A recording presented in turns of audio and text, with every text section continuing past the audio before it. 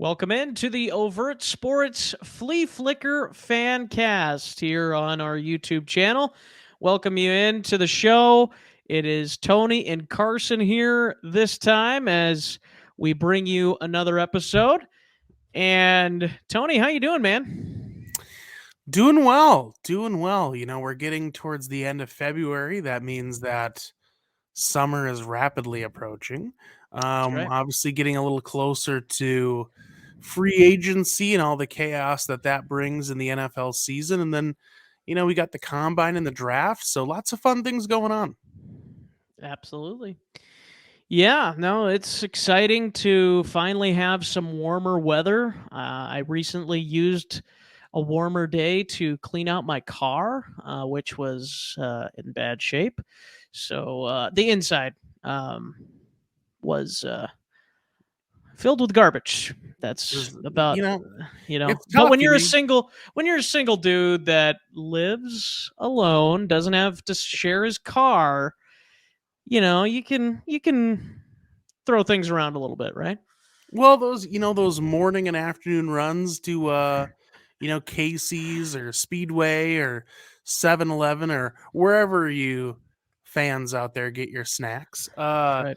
It's easy to do. You get in the car, you got a wrapper. Where's it supposed to go? I'm not good about keeping the plastic bag in the car. Carson, are you a plastic bag in the car guy where you get the trash? I am See, I'm not. I will fully admit it just goes right on the floor. Yep. I need to be a plastic bag guy, and eventually I may, but yeah, nope, I'm with you right there. On the floor it goes. Yes, indeed. So, but it smells much better in my car now. So that is good. I also did add some scents to it. I think there's an Old Spice thing, by the way, now, which I don't know how you feel about Old Spice. But another future shout out sponsor. to Old Spice. That's Just right. in case you want to sponsor the show. That's right. We've got how many mentions of products today already? So sounds like we got a lot of future sponsors. Make sure to contact us to find out more details. In the comment section, or you can email us as well. But that email will be divulged at a different time. But the shea buttercream Old Spice covers up my old pizza gas station pizza smell in my car quite well. So thank you, Old That's Spice. right. That's right. Whatever works. But no, I did do a little cleaning in there too. So like a little carpet scrub. So it's not totally all pizza, gas station pizza, Casey's pizza smell in there anymore, which is good. So, well, we've spent about 3 minutes on that. So time to move on. Probably more information than you wanted about my car, but that's what you get right here on the Flea Flicker Fancast. All about Carson's car. Yeah, that's right. Carson's car. That's right. I like it. Speaking of Carson, you knew what I was going for there. Carson Wentz has been released because he's not as good as me, obviously. I can play NFL quarterback at a really high level, which is why I haven't been signed yet. So, Carson, your play action game is elite. Thank you. I can fool some of the people some of the time, but I can't fool all of the people all of the time. So 60% of the time it works every time. That's right. But the Commanders released Carson Wentz, former North Dakota State University Bison, and Tony's very familiar with the Bison, being in Minnesota, and I am too, being a graduate of the University of South Dakota. So that I actually called the game at NDSU that Trey Lance played in, and Christian Watson, which was, I was going to say fun, but then realized we got kicked pretty good in that game. So maybe not. It was fun for somebody. That's exactly right. Yeah. But without further ado, Carson Wentz released by the Commanders. Tony, your thoughts? Yeah, I mean, I guess the real question is this the end of the road for Carson Wentz? I don't think so. I think somebody will still kick the tires on him, but it just feels like we're nearing the end. We're nearing the end of Carson Wentz in the NFL, which is it's weird to me. I've always had this really interesting thought about quarterbacks and their lifespan in the NFL because I do believe that Carson Wentz, as much as I don't think he is a starting level quarterback in the NFL, you have to imagine he's better than, and I'm going to throw a number out there, Carson, you tell me what you think, but I'm going to say he's probably better than 75% of your second string quarterbacks that are currently in the league. Maybe that's a bit high. Maybe we'll go 65%, but more than half, right? And certainly much better than maybe the bottom 25 to 30%. So it's just interesting how guys like that will have this fall from grace where they can't start anymore, and then that basically they're out of the league. I always find it interesting that they can't seem to transition from starting quarterback to journeyman backup. It feels like if you're going to be a journeyman backup in the NFL, you basically have to always be that, which is a weird thing. But yeah, I think that we're probably nearing the end with Carson Wentz. I'm not super surprised.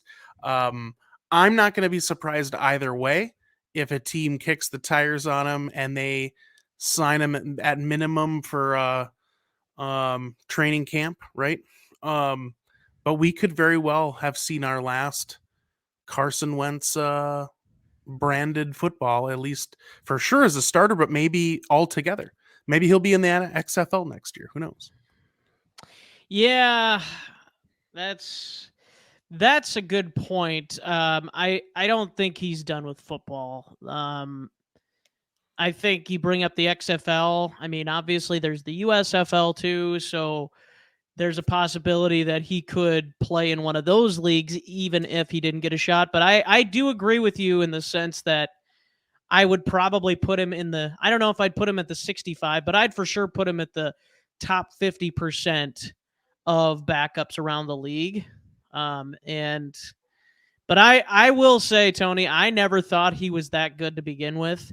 I mean, yes, he had a good year, but also that was with Doug Peterson, who is a really good coach. I believe he's a really good coach. I've become more convinced of that in his first year in Jacksonville. And I think what he did with Trevor Lawrence this year, I mean, Trevor Lawrence, much more talent than Carson Wentz. But I do think that what Doug Peterson did with Carson Wentz was more credit to Peterson than Carson Wentz. And I think the one thing that Wentz does have going for him is he's a pretty athletic guy. When he's healthy, he's pretty athletic, and he's able to get outside the pocket, able to run for a first down, if you need him to, whatever. But some of the decisions not good. Obviously, I think what did he throw, like 4 interceptions in the first game of the year for the Commanders, something like that? Yeah, it wasn't good. I mean, ultimately, I always look at the people around him too. I don't think that Taylor Heineke is an amazing quarterback, but certainly, the general consensus was that Taylor Heineke was better than Carson Wentz. Yep. So, I just think the thing with Carson Wentz is that I do think it's a tale of confidence being broken and never really regained. And then I also think there was some physical things. I mean, obviously he had the big ACL injury early in his career. And I think think about how crazy the Eagles Super Bowl run was in 2017. Because Carson Wentz is like the guy, right? Like he's the guy. He's potentially an MVP candidate. and he gets hurt. Nick Foles comes in and then essentially carries him through the finish line. And it's like, what do you do? Yep. And it was just such an odd scenario. And obviously you had to roll with Foles. And I don't disagree with that decision that they made there.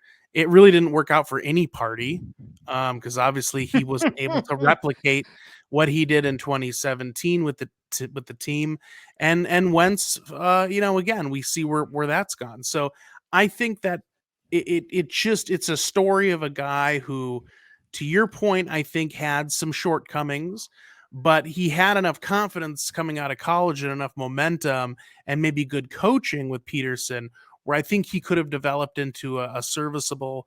So certainly he looked like he could be and was a serviceable starting quarterback.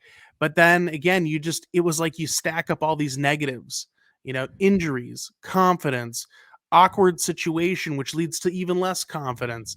I don't Issues think in the locker room too. Yeah. It just was too much to overcome. And it's too bad because I think had he maybe, stayed healthy longer, maybe things would have been different. Had Foles not come in and looked like a guy that they wanted to hand the reins over to, maybe he gets some confidence back with being the starter again. I don't know. It's just a weird one.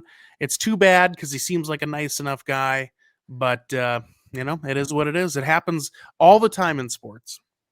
Right. Absolutely.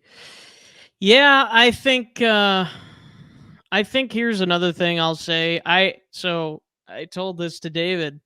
I said I used to think Frank Reich was a big reason why Philadelphia had so much success that year, and I've definitely been proven wrong in that. So I'm definitely not right about everything, and I would even dare to say not right about a lot of things. But well, when I am right, I'm going to tell you I am. I'd hedge to bet that the Carolina Panthers hope you're wrong about Reich. I think Carolina's hoping that they that your first assumption about Reich was true. Yep. That is right. That is Reich. That's right.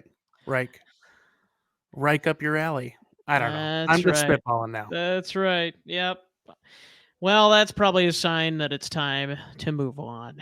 So we will move on to Matt Nagy, who has, I hesitate to use the word new, but he is the offensive coordinator once again. I believe he had that position before with Andy Reid. So he is again the offensive coordinator for the Chiefs.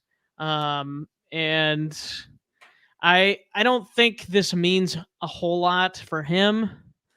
I think, yes, good for him that he gets a chance to prove himself, I guess, again. But if I had to wager, I'm gonna guess that he's gonna be with Kansas City for quite a while yet, before he gets any sort of another chance at being a head coach. But I've been proven wrong before. I didn't think Frank Reich was going to get another chance for a long time, and here he is already getting a head coaching job this year from the Panthers, which I still think will be a mistake, but who knows? Maybe things were just that bad in Indianapolis. So, by the way, I looked it up. I looked it up this time, Tony, just to prove myself correct.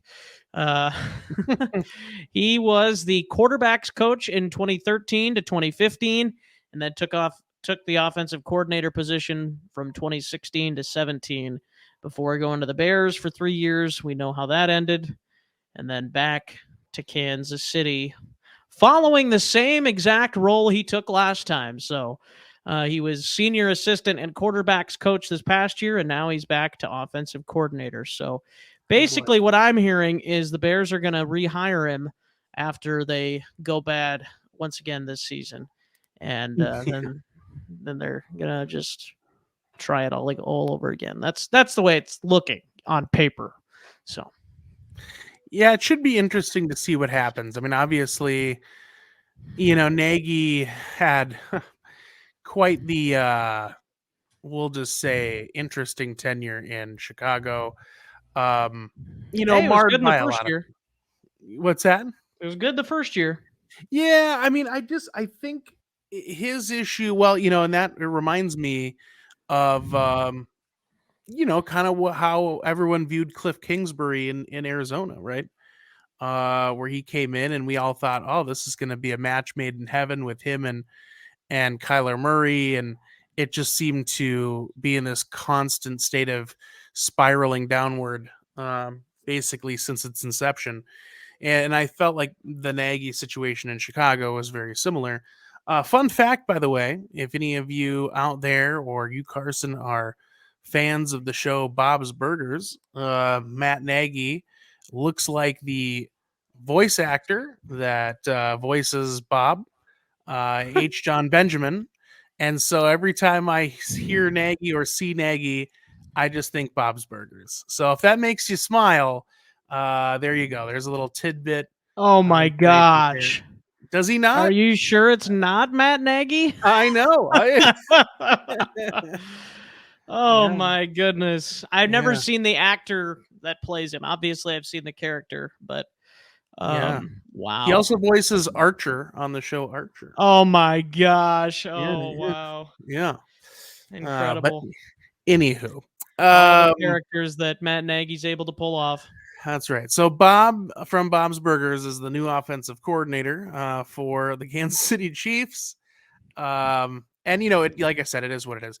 I just think it's interesting too that we hear all this talk about Bieniemy and the fact that it's really Andy Reid controlling the ship. And I think what's interesting is Nagy's probably thinking like, hey, shut up, everybody. Because he's just hoping he can ride the coattails and get another shot at a head coaching job. But it is what it is. Are you blowing fruit flies off your microphone, Carson? I was blowing a hair off of my computer screen. Oh, I hate that. You know what I don't like is when people post those memes that have a hair on them, and then you want to scratch at your phone and it never comes off. Or the people that are probably right now looking at my nose and thinking, is that his nose that has this little mark on it, or is it on my screen? Yes, it is my nose, by the way. No, folks, that's on your screen. Had a little incident. I don't even know what, honestly, but apparently there was a little pimple / sore. I don't know, whatever. Anyways, it's not your screen, I swear. It's on Carson, my nose. You don't have to sugarcoat it. We got into a fist fight over the topics of the show. That's right. That's right. Yeah, that's right. Tony let me have it, so that's why we're talking about Matt Nagy. I scratch a lot. Could have been for my cat too. Who knows? So. Oh yeah, Dakota. There you go, Dakota. Shout out to Dakota. That's right. New sponsor of the Flea Flicker Fancast. There we go. Yeah. Meow. So meow meow meow meow meow. Well, hey, since we're talking about Matt Nagy, we might as well talk about his former team, the Chicago Bears. Da Bears, as they were, and as they are. And so, Tony, the Bears report came out today from old Adam Schefter, his real account, not his fake account. Just want to make sure people realize that, because there are some fake Adam Schefters out there. But he tweeted out today that the Chicago Bears have been getting multiple phone calls, which shouldn't be a surprise. But not only that, but they are leaning toward trading the first overall pick. So I'm not surprised. I don't think you're surprised. I don't think anybody probably listening or watching is surprised. But I said this on a previous show, David. Oh, Tony. I'll be whoever you want me to be, baby. Okay. All right.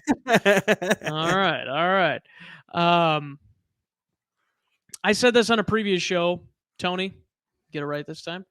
I think the Bears should trade back to number 2, get whatever they can from the Texans, and then they should trade back again. And honestly, I'd keep trading back 1 pick every time if people are willing to do it, which they probably won't be eventually. But I would try and milk as many picks out of this number 1 overall pick if I'm the Bears, because they could really change the fortunes of this franchise if they come out of this draft and free agency period with some gold. Like they've got the room, they've got the obviously roster availability with the roster they have now. So I think the Bears have a great offseason possibility out there. Now it's just a matter of, can they actually pull it off with the right picks, with the right signings in free agency. And there's times, we said probably all of us last year were kind of like, what the heck are the Jacksonville Jaguars doing by signing Christian Kirk to one of the richer contracts for a wide receiver in the NFL? And he had a really good year. I think a lot of us were surprised how good of a year he had. I do think he was underutilized in Arizona, but I didn't think he had maybe as good of a year like that under his belt possibility, and he did. So even if the Bears sign somebody like that, we're like, oh, well, what are the Bears doing here? And then he turns out to be Christian Kirk, then we could be wrong. But I do think a lot's going to come down to what Ryan Poles can do. Does he screw this up? Because that's the thing. We've seen many teams, many franchises screw up the rebuild, but I don't think the Bears will. But I've been proven wrong before. What are your thoughts on this report? It's not surprising. Selfishly, if anybody notices my hat and background, I am a Vikings fan. And as a Vikings fan, I know it's a surprise to everyone. I'm actually a Packer fan. No, I very much so a Viking fan. And as a Viking fan, it benefits my team generally if there is chaos, especially at the quarterback position for other teams in the division.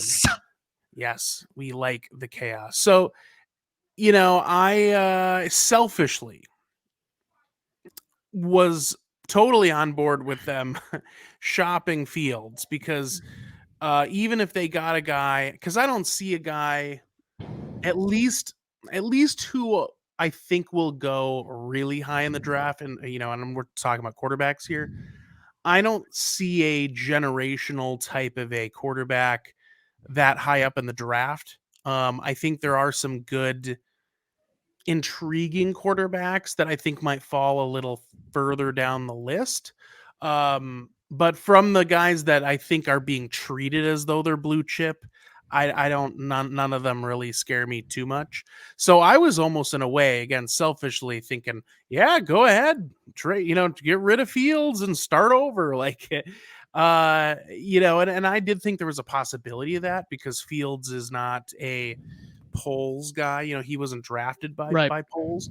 And there was some reports out there that was the case. But ultimately, no, I'm not surprised to hear that they're going to shop. I thought that was probably the more likely outcome, is that they shop the first overall pick. And to your point, Carson, I couldn't agree more. If I am Poles, or I'm the Bears GM, you accumulate picks. Maybe use some of those picks for obviously drafting players, but maybe use some of those picks for capital in, trading. I mean, like, there's so many things that you can do with the amount of capital that they should be able to command from that draft spot. So, who knows? Maybe we'll get into the draft in April, and it'll be like the Bears have traded back, 8-9 times, and now they own the entire 6th round. That's right. It's just the Bears, and now on the clock is the Bears again. But what do you know? The Bears are back on the clock. Yeah, exactly. They never leave the stage. They actually it's their whole team just sits on the stage and just writes notes and hands them to Goodell. Say it, Goodell, another name. So yeah, I couldn't agree more. I think that's a good plan for them. Not surprised. And like I said, ultimately, shop fields don't shop fields. I still think the Bears are, unless they strike gold with some of these picks, because I don't see them getting anybody. And if they're smart, they won't go the free agency route. I think if they're smart, they'll try to draft players, and build their team that way, since they have the capital to do it. I still think they're a year or two away. I think the division right now runs through the Vikings and the Lions, and talking about quarterback chaos, maybe Green Bay, maybe not. We'll see if how that shakes out, but that's another topic for another day. Yep. I agree, but yeah, no, milk it out, Bears. I mean, preferably as a Vikings fan, like you said, Tony, like don't just take the pick and don't accumulate any more capital than you have already. That would be great. That would be fantastic. I will say, David, I am a Justin Fields guy. I'm not saying he's elite or anything, but I do think he's a good quarterback, and I think he can improve with another year under his belt or two. But I would be very intrigued with the Bears, and I would hate this for the Bears, obviously, for reasons. But if they were to draft Bryce Young, I would be intrigued. I would be upset partly too, because gotta deal with that for 10, 15 years or whatever. So because I do like I keep saying Justin Fields. I do like Justin Fields though too, but I really like Bryce Young. I actually think he is a blue chip prospect. I know there's some people that disagree on that, and you may certainly disagree. I understand the whole Alabama, quarterbacks that don't do well usually in the NFL, all that jazz. Yes, he's had weapons his entire career, blah, blah, blah, blah, blah. I'm a believer. I'm a believer in Bryce Young, and I think he's going to come in here, and he is going to be really good right away. Obviously it depends on who the coach is and what weapons he has and that kind of thing. And if he gets that Doug Peterson style of coaching, like, okay, let's find out what Bryce does well, and let's do those types of things with him. So that's what's made Doug Peterson so good too, by the way, with Trevor Lawrence, is he's running a lot of things that Trevor Lawrence did well in college, and they are, obviously they're trying to get him acclimated to the pros too, and a pro scheme more so. But that's what good head coaches in the NFL and good coaches, period, in the NFL do, and throughout the entire sphere of coaching. You do things with your players that they do well. You don't try and make them do something they don't do well. Obviously, yes, they can improve at things, but the goal is to win games in pretty much everything, right? So you want your players to do what they do well, and they can't do that if you're telling them to run a West Coast offense and the guy's been doing a run and gun spread offense his entire career. So just something I wanted to add on that. But sure. Yeah, and I think that ultimately, a lot of these guys have the tools.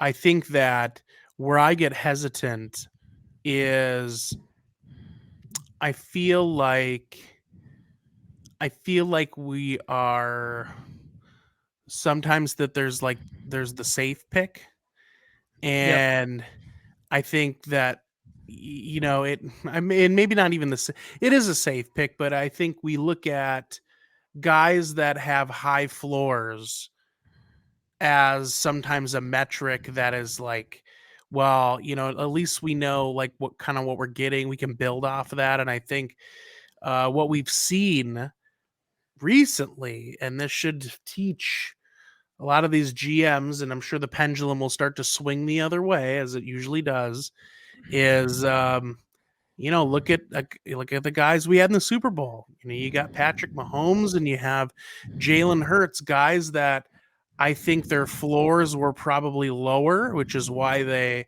went further back in the draft, but their ceilings were higher. And if you get a guy who's got a little more risk, but if it pays off, these guys have, a little bit of a higher ceiling, that can really pay off. And I think, unfortunately, and not to keep bringing it back to my favorite squad, Kirk Cousins is a really good example of a guy that's got a really high floor, but there's a pretty hard ceiling that we keep hitting our head on. And at some point you go like, great, like I'm really glad we'll never be terrible. I also kind of am disappointed we're never going to be great. So, I'm not seeing, and who knows, maybe Bryce Young comes out and he's like the next Drew Brees or Russell Wilson or any other undersized quarterback I want to name, which is on purpose. Right. But guys who are obviously very good and have played at a high level, minus last year with Russell, we'll give him a pass on that. He had many, many, many good years in Seattle. But yes, he did.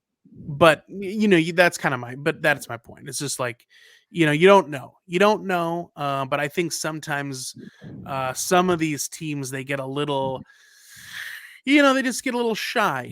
They want a guy that they feel like, because at the end of the day, these are people's jobs. If you draft the wrong quarterback and he turns into being a pile of junk, you're going to find yourself without a job as a GM. And so they're looking to mitigate risk too. And I get that. So it's hard to take a flyer when your paycheck is on the line too. So I get it. Yep. Absolutely. All right. Well, that is going to lead us to King Henry. And Derrick Henry is potentially on the trading block. So, Tony, I did a little digging before the show, and by digging, I mean search Derrick Henry contract on Google, and came up with the contract for him. And according to what I am seeing here, he is under the final year of his contract, right, for 2023, which he is scheduled to have a $16.3 million cap hit, according to Spotrac.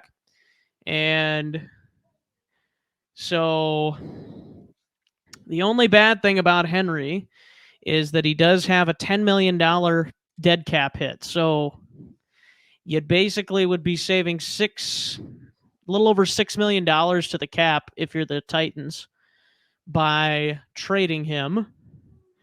But that also would give you out of the final 2 years, which actually, by the way, are void years. And so technically, Derrick Henry, after this year, excuse me, wow. Woo. After this year, that's right, the Diet Pepsi got me. Shout out to Pepsi. There we go. Pepsi will also make the trash smell in your car go away. That's right. That's exactly right. Coming up next on the Pepsi podcast. That's right. So here's the thing. Derrick Henry's in his last year of his contract. He has 2 void years left in 2024 and 2025. So he will be a UFA after this year. that's why I think there's possibility of the Titans trading him. And when you're going to be 29 going into this season, and 30 when you hit free agency, if you're the Titans, do you really want to pay a 30-year-old Derrick Henry to come back for multiple years and a really high cap number, probably, or a really high salary for a guy who knows how much longer he's going to be able to play at a high level? Obviously, he stays in shape. Obviously, he's a freak of nature. But again, that's just me with running backs. I'm a anti-pay running backs, even though Derrick Henry is a generational talented running back. But I think he's getting at the point of his career, kind of to where Adrian Peterson was at one point with the Vikings, where it's like, yes, he's great, but how much longer can we keep paying this guy? Yeah. I mean, that's a great point. There's just my biggest concern if I were a GM looking at Derrick Henry is just when do the wheels fall off? I mean, Right. and I get that, a guy like Adrian, and I'm going to put Henry right in that same class. I mean, I know it might seem crazy to some, but he's up there. If you've watched Derrick Henry play, I mean, to that combination of size, speed, and enough, strength. He's just, to your point. He's a generational guy. But my biggest concern is just how much tread's left on the tire. I mean, especially for a guy that does run as violently as that. I mean, not every player can have the longevity like an Adrian Peterson. And we saw what Adrian turned into later in his career when the speed started to fall off. Look, all these young guys, and by young guys I mean these young defenders. They're big, they're fast. Like they're, you're not going to be able, if you've got 3-4 of these dudes that are able to get on you, you're not getting away. I don't care who you are. And that's why when these guys start to slow down, it's just an inevitable fall off, because it's one thing when you need to make one guy or two guys miss or break through one or two tackles. You start trying to have to break through 3-4 tackles. It's just not happening at the NFL level. I don't care how big you are. I don't think they get any bigger than Derrick Henry at the running back position. So, do I think he has some serviceable years left? I do. But it's awkward timing, because I think here's another just little thing to chew on, Carson. We've had the curious case of, and we've all watched it unfold before our eyes, of Ezekiel Elliott. Zeke went from like being the guy, one of the best, if not the best running back in the league. And in the matter of like a season, it was like, I don't even know if this guy is the best running back on his own roster. And so, and I get that there's a lot of things that play into that, but it doesn't matter. The league looks around, and when they see things like that happen, and it also can impact their pocketbook, right? Like how much we pay in these guys, are we willing to take risks? They notice, and so I don't know. I think it's going to be a sad deal if we have to see Henry go on some sort of like weird prove it, because I think he's done enough to not necessarily deserve to have to be on a prove it deal. But I bet that's what the next step is, because I just think teams will be too scared to commit any sizable amount of time. And here's the thing too. Obviously, when you think that he's 29 years old, obviously there's a lot of wear on the tire, like you said. And Tony, combined with what he's already put together in college and the NFL, he's had over 2,000 total rushes, combine that also with receptions, and that's I mean, he hasn't had a ton of receptions, but 127 in his career so far. So I think eventually you got to look at that and say, okay, this can't keep up forever, right? Well, it's a lot of wear and tear on the body. It's a lot of Right. wear and tear on the joints. But I mean, listen to these numbers, Tony. 4.8 yards per carry for his career. 83,000. Wow, that'd be amazing. 8,300 rushing yards. Greatest running back of all time officially. If he had 83,000 rushing yards, just smoked Emmitt Smith. That's right. Who said Emmitt Smith would never be passed? That's right. So, yeah, he is, and I mean, just this past year, 349 carries, and then he had receptions, 33 receptions, a career high in receptions this past year too. So Derrick Henry, what a career he's had.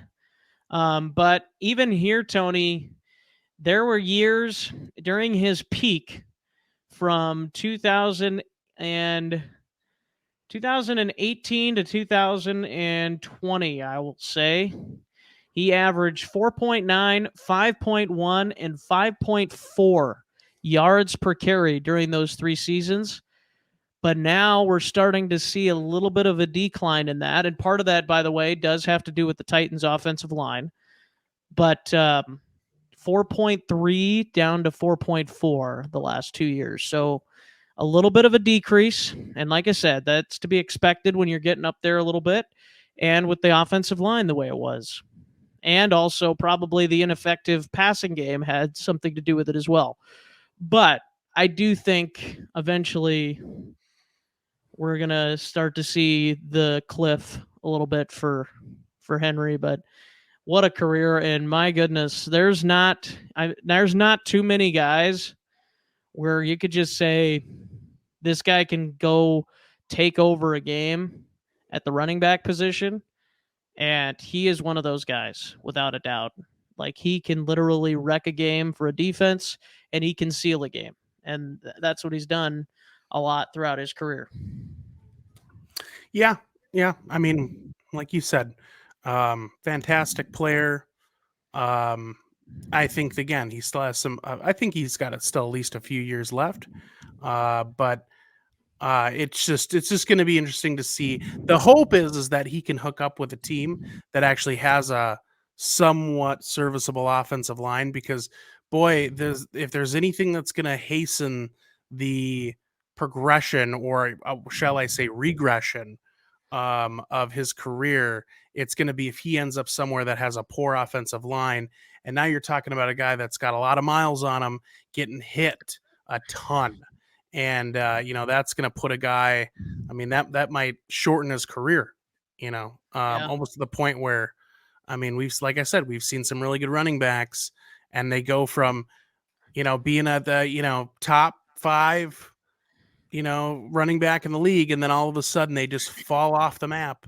I saw, which, by the way, we might be seeing. Let's think of this name I saw the other day, Jamal Charles. Remember Jamal Charles? Oh yeah. It was like, he was here and then he was gone.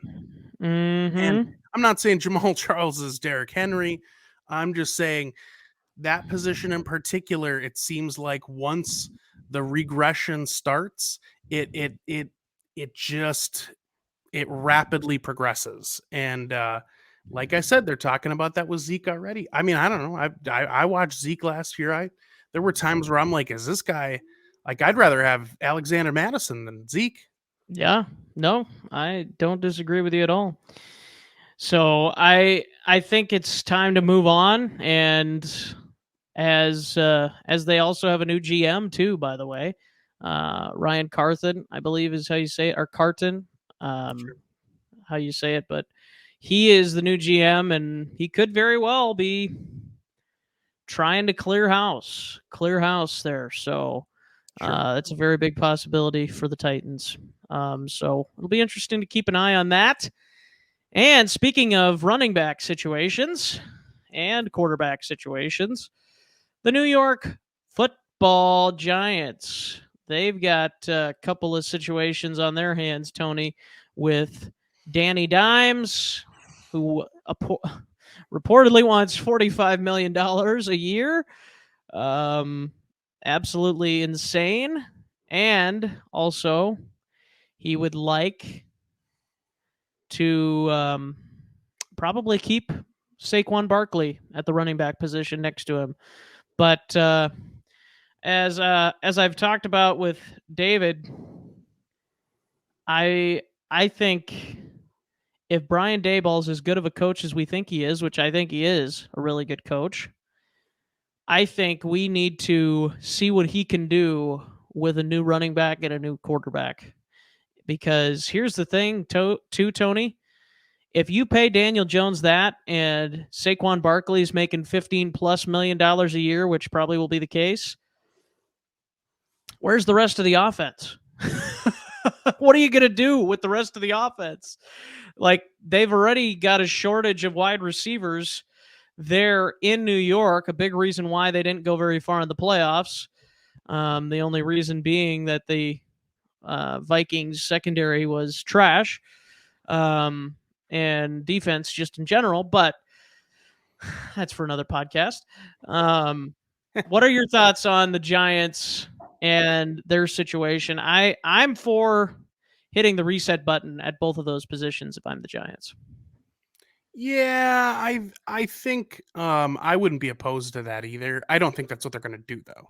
I think that most likely, I think that the Giants will probably re-sign Saquon. I think Saquon's going to get like a 3-4 year deal. And then I think they're going to try to call Daniel Jones bluff. I think Daniel Jones is trying to pull a Kirk Cousins. I think he probably looks at this situation and says, who else do you have? Who else do you have and who are you going to draft? Yep. So he's going to probably try to put them in a position of either re-sign me to a sizable contract, or you can franchise tag me. And if you franchise tag me, you're going to be paying me a boatload of fully guaranteed money anyway. So it's kind of a win-win for Daniel Jones in that respect. And he has all the leverage. You know, this is one reason why if you're I was going to say Cowboys. This is one reason if you are a Giants fan and you're not a Daniel Jones fan, as a little asterisk there, if you meet both of those pieces of criteria, you probably hate the fact that you guys went on this stupid run this year and then beat my Minnesota Vikings in the wild card round, because now you don't have an early draft pick. You're picking way far back in the draft. You've got nobody behind Jones. You lost all your leverage with that, essentially because of that. Sounds bad, but like, I'm not trying to advocate for tanking, but in a lot of ways, they lost leverage because of that. So kudos to Daniel Jones. I think whether it's not him, it's obviously his agent, or maybe it is both of them. But either way, they understand the leverage that they have. But that's what I think will happen. Saquon gets signed. I think 3-4 year deal that probably is more front loaded with the guaranteed money. And then I think they will try to sign Daniel Jones to like a 3 or 4 year contract as well.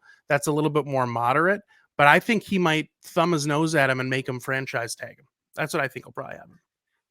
Well, you telling me that the Giants aren't going to bring back Eli Manning? Oh, he's coming back. Yes, exactly. They're just going to heard the demands. They heard the demands of Daniel Jones, and they said, "Eli, come back. We'll take you if you give us. We can only give you this much. We can only give you about $15 million, but we'll take you back for a year, and then you can keep up with your NFL post NFL career in the media." That's right. Well, I hear Carson Wentz is available. That's right. Carson Wentz is available. That's exactly right. No, if I'm the Giants, I like that idea, Tony.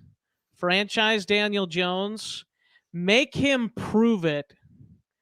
And if he can't prove anything, let him go. Yeah. Let him go. But I can't envision keeping both of them, and I wouldn't keep both of them. Yeah, I would let Brian Daboll develop his own quarterback, develop his own offense with some weapons in the draft, maybe sign a guy or two in the old free agency market. But I'm out on both of those guys. I'm just a big rebuild guy in general, so big Madden guy, obviously. So Hashtag franchise mode. Hashtag franchise mode. Exactly. So go and do it, Giants. Tear it down. Tear it down. Before we wrap this up, Tony, favorite NFL draft prospects for you? I already mentioned one of mine, Bryce Young being one. I have started to really like Will Anderson. I like a lot of those guys at the top. Jalen Carter. I think both of those guys are going to be really good players. Some guy like I think too, by the way, the cornerback class is loaded based on everything I've heard. It sounds like this class will be enormous, which is why I am against the Vikings taking a cornerback early. I would rather take a defensive lineman or something else that could be of value, maybe a new center, perhaps. John Michael Schmitz, Gopher. But I think John Michael Schmitz too. By the way, I love him. And it takes a lot for me to say that about a Gopher as a Hawkeyes fan. So, but no, he should be a really good center in this league. So those are a couple of my favorites. Based on what I've heard about Will Levis, I am very, very unappealed. I guess unappealed. Does that sound right? He seems very unappealing to me. Like I don't think Will Levis is going to be a very good professional quarterback. Maybe he turns into Josh Allen. He's got the arm, but maybe the Giants go get Will Levis, and then Brian Daboll's got his new Josh Allen.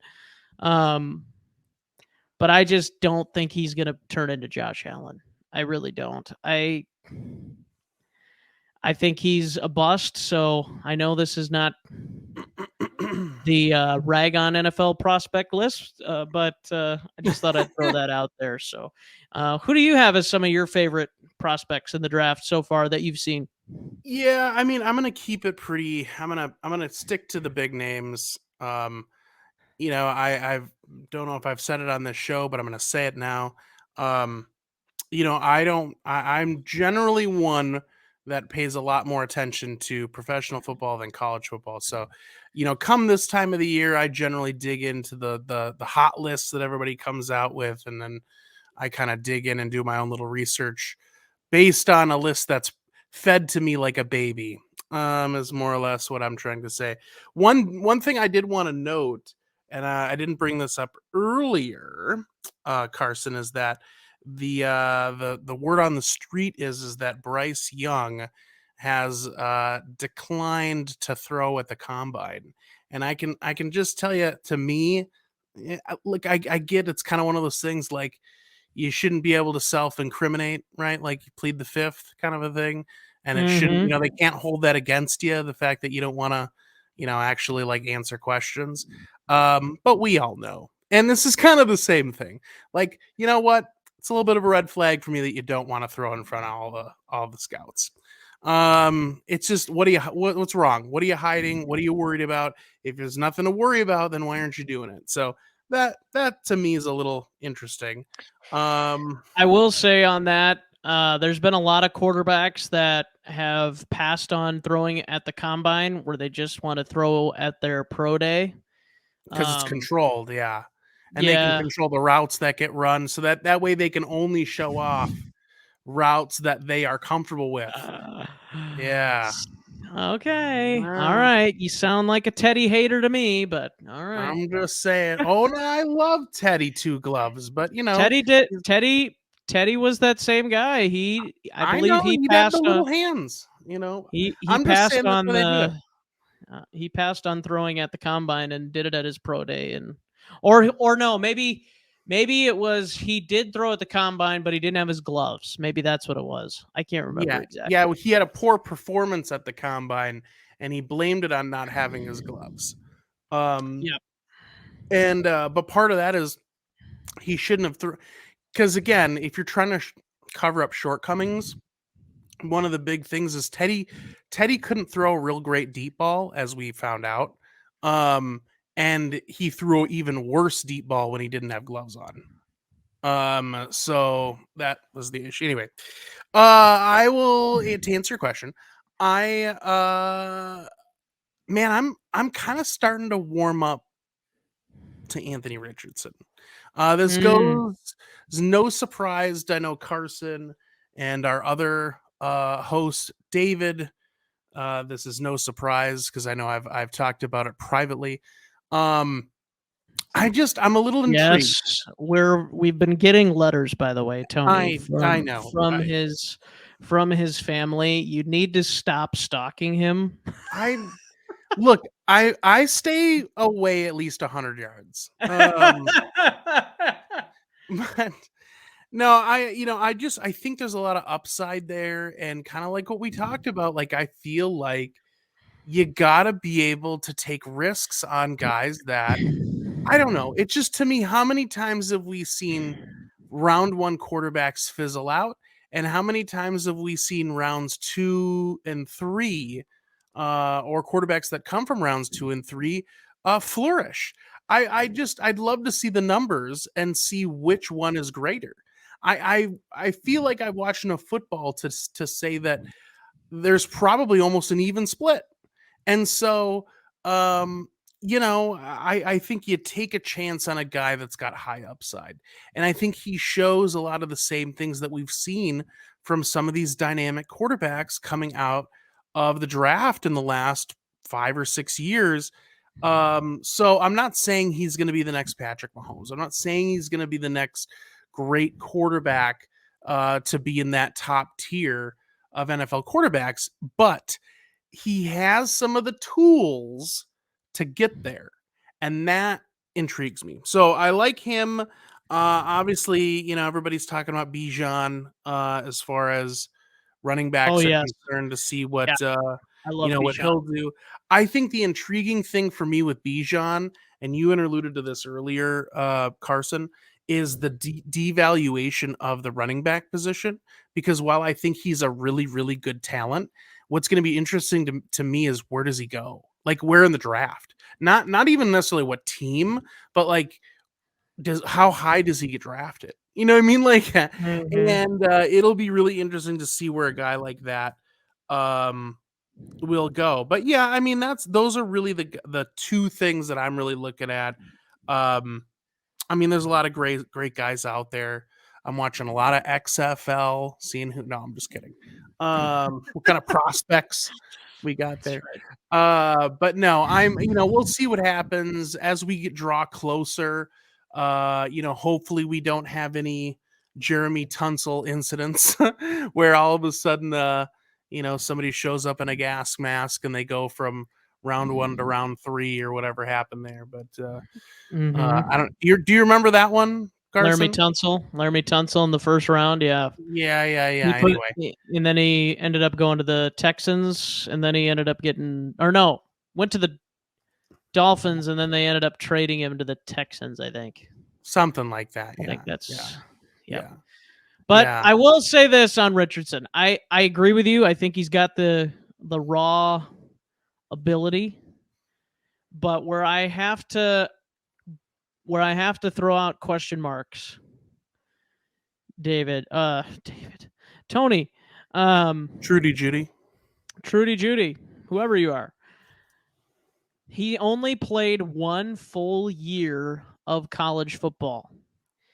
And I'm going to be honest with you, 17 touchdowns, 9 interceptions, 53.8% completion percentage does not scream stud to me. So that is where I do have some concern. Now, I get it.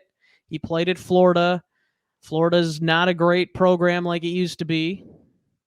But I think that does concern me at the next level, because even Josh Allen, his worst season, he's still, 16-6, 28-15. So maybe there is a little bit of a comparison there. Patrick Mahomes, though, like 41-10 his senior year for touchdowns to interceptions, 36-15. And I know that's not the end all be all, but so I'm just saying, if I was a team in the top 10, I would probably stay away from Richardson. But if you get into the Vikings area, you get into that back half of the first round, back end of the first round, then maybe I'd consider it more. I just don't know. I think there's more of a risk there that he's going to be a top 10 type of talent. I mean, he could very well, but I'm still thinking the jury's out on him. That's kind of where I'm at. His last game of his college career, he was 9 of 27. Yeah, 9 of 27. And it was a weird game. 200 yards on 9 completions. Yep. It's like playing all Madden or something. For the first time. I don't throw those numbers out there on all Madden, just so everybody knows. But I'm thinking that there needs to be a little bit of a cause for a pause, where with my boy Bryce Young, he's done it for multiple seasons. He's done it 2 years in a row where he threw for 4,800 yards last year, 47 touchdowns to 7 picks. Yes, with Alabama. And even this year, still 32 touchdowns, 5 interceptions, 3,300 yards. He's still had an outstanding year. Completion percentage over 64% both years, 67% last year in 2021. So I would definitely not take Anthony Richardson over Bryce Young. That is a for sure deal. But I will say this, Tony. I will say this. I would gladly take Anthony Richardson over Will Levis. Like, I don't think it's even that close. But that's sure. I will say Levis maybe has more production, but there's much more concern with his tools maybe developing at the next level, in my opinion. But I don't know. Just based on what I've seen, people say. I'm not saying I'm an expert here. This is the deal. He's not throwing at the combine. He's just a sneak. Okay, he's hiding something. Will Levis? Young. He's hiding something. I'm kidding. I'm being a turd. He is a phony. Yeah, he's hiding it. He only has one hand, folks. That's right. That's right. That's right. But there we go. Mechanical hand from Star Wars. I don't know. That is my Anthony Richardson spiel, and I'm sure there's going to be a bunch of people saying, "Wow," blah, blah, blah, blah, blah. But you can go ahead, tell me I'm wrong. I hope I'm wrong, because I think with all the tools that he has, he could be a dominant player if he puts it all together at the next level. I don't think there's any question about that. I just don't know if he can, at least right away. The accuracy has to be a concern. Like, you look at Cam Newton. He had one great year, one MVP year, led the Panthers to a Super Bowl. But outside of that, what did Cam Newton do? I mean, I think a lot of his play was derailed by his inaccuracy down the field, and maybe some incompetent coaching as well. But I'm still concerned with any quarterback that has accuracy issues, and you can even throw it back at Josh Allen. Like, I still think every now and then, even though he's seemed to fix most of it, every now and then you'll see flashes of those accuracy issues come out, and he'll throw an interception or he'll throw a ball out of the reach of a receiver. But that's just my thought. I have decided that I'm going to show up to every episode dressed like Cam Newton at his press conferences. Well, I hope you have a good salary there, Tony, to be able to afford all those clothes. Like a powder blue suit with a fancy silk scarf. That's right. That's right. All right. Well, that is going to do it for our episode. And go ahead and roast me in the comments, and we'll return for another episode down the line. But yeah, keep on enjoying the off season. Enjoy some XFL. Enjoy some USFL. That's a few months away, but enjoy some XFL. Enjoy the speculation as we get closer to free agency. We're ready. We're ready for free agency, man. It's going to be hectic, but it's going to be fun because there's going to be a lot of big moves, a lot of teams doing things. Like, I think we're going to be kind of blown away by some of the things that happen this offseason, like throughout the whole NFL. So it's going to be very interesting to see. The quarterback market, especially this offseason, is going to be nuts. So should be fun. Tony, thanks for joining me. Thank you all for watching. Thanks to our sponsors, Pepsi, Casey's, all the other ones that I seem to have slipped my mind. Thank you. Just kidding. They're not our sponsors. But thank you all for watching, and we will catch you in the next one.